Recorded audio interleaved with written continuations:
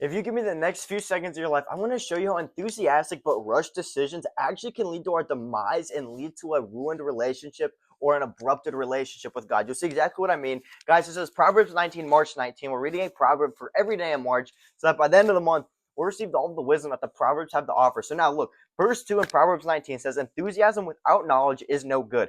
Haste makes mistakes. What this is saying right here is that oftentimes we jump into opportunities that spawn up and we see them as God's opportunities or God's blessing, which we have to be consciously praying about and consistently praying about to affirm that it actually is God's blessing. But oftentimes we see an opportunity and immediately jump into it with a ton of enthusiasm, thinking it is perfect for us.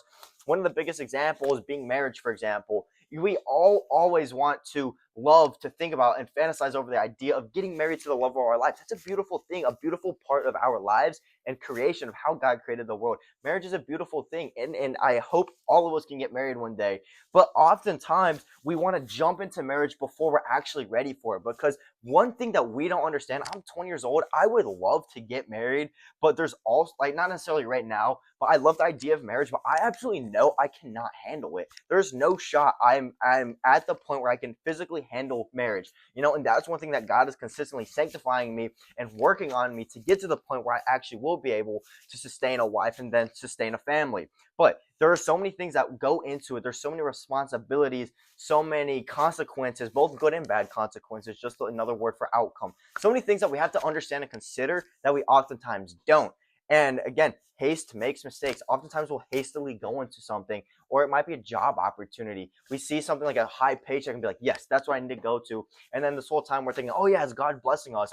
It's just beautiful blessing from God, and we're praying about it and not necessarily willfully praying about it, not necessarily praying for God's will to be enacted in our lives. And so oftentimes we think these opportunities, or we at least rush these opportunities ultimately against God's will.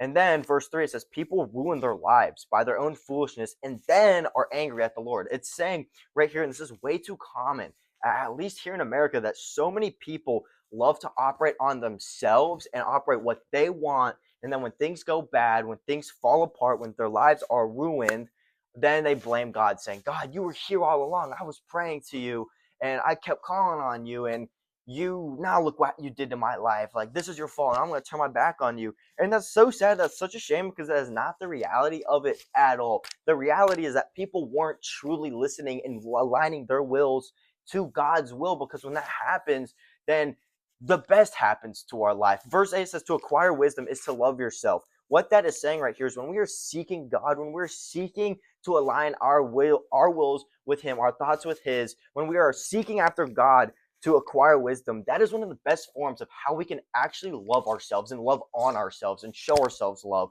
Because we understand that fear of the Lord, that reverence for God, is the foundation of wisdom. Fear of the Lord, having that reverence is everything. Verse 23 even says, fear of the Lord leads to life, bringing security and protection from harm. When we are truly seeking after God and seeking after His will in our lives, we cannot go wrong with it. That is how we can find maximum fulfillment and maximum love, and that's how we can show a ton of love to ourselves. So that is why so many people get flipped and misastrayed, that they think that this whole time they're going through life saying, yeah, I'm doing it how God's doing it. But in reality, every decision is just them um, doubling down, saying, yeah, this is actually what I want to do. And I'm going to affirm it and act like God is saying this to me. I'm going to put words in God's mouth and not actually listen to what He's trying to tell me and what He's leading in my life. And then verse 20, final verse I want to talk about.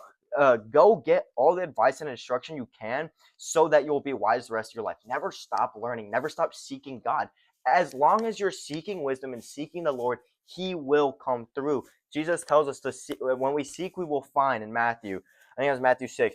When we are consistent learners, be a bona fide learner, bro. A bona fide listener. Consistently learn, consistently listen, consistently seek after the Lord, and He will show up and you will find them. So guys, do not let your will get in the way of God's will for your life. And then do not let that get corrupted and twisted in your mind where you're thinking it's God's will, but it's actually you listening to your subconscious.